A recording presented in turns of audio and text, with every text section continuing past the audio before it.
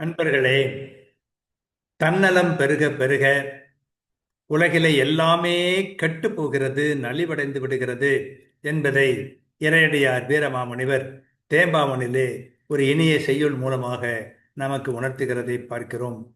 அதனுடைய அழகு இன்றைய உலகத்திலே நாம் பார்க்கிற பயங்கரமான நிலையை மிக அருமையாக எடுத்து காட்டுகிறது.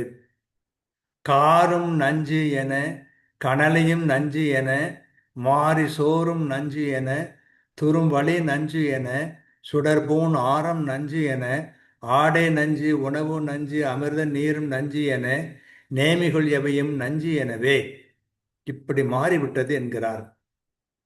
கருமேகமும் நஞ்சாகவும், கதிரவனும் நஞ்சாகவும், சொரியும் மழையும் நஞ்சாகவும், நெருங்கும் காற்றும் நஞ்சாகவும், ஒளி பொருந்திய செறிந்த அணிகளும் நஞ்சாகவும், ஆடையும் நஞ்சு உணவும் நஞ்சு அமிர்தம் எனப்படும் நீர் நஞ்சாகவும், உலகம் கொண்டுள்ள யாவும் நஞ்சாக மாறிவிடும் என்கிறார்.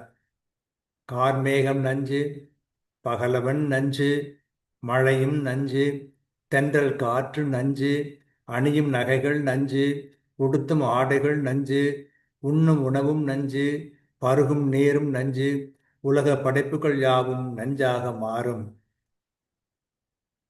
காரு நஞ்சன கனலையும் நஞ்சன, மாறி சோறும் நஞ்சன, துறம் வழி நஞ்சன, சுடற்பூ நாரும் நஞ்சன, வாடை நஞ்சுணவு நஞ்சு அமிர்தம் நீரும் நஞ்சன, நேமிகள் எவையும் நஞ்சனவே என்று சொல்லுகிறதை பார்க்கிறோம். இதன் மூலமாக வீரமாமுனிவர் இன்றைய உலகத்தை, இந்த உலகத்தின் நிலைமையை மிக துல்லியமாக எடுத்து சொல்வது போல் இருக்கிறது. இந்த செய்யுள், இதற்கு முந்தைய செய்யுள் இதெல்லாம் இறைவாக்கு போல அமைகிறதை பார்க்கிறோம்.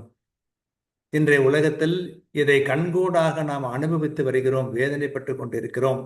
அதையெல்லாம் அவர் மிகச் சிறப்பாக முன்னாலேயே முன்மொழிந்துள்ளார் என்பதை காணும்போது வியப்பாக இருக்கிறது. வாழ்க.